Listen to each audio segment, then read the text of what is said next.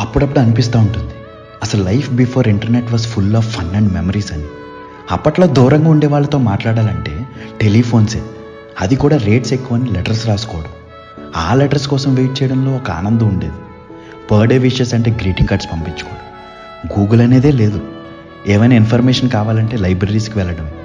Songs వినాలంటే radio, Walkman, tape recorder. చూడాలంటే Chitralahari, సరాగాలు.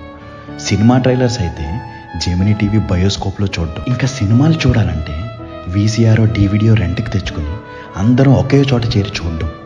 News కోసం దూరదర్శన్, ఈటీవీలో డైలీ నైట్ వచ్చే వార్తలు చూడడం.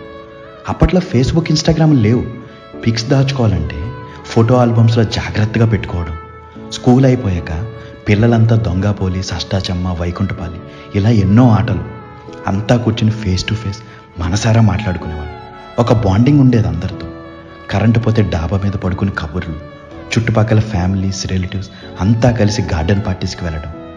అసలు గూగుల్ మ్యాప్స్ అనేదే లేకుండా అంతంత దూరాలు ఎలా ట్రావెల్ చేసేవాళ్ళం. ఇలా చెప్పుకుంటూ పోతే కొన్ని వేల జ్ఞాపకాలు.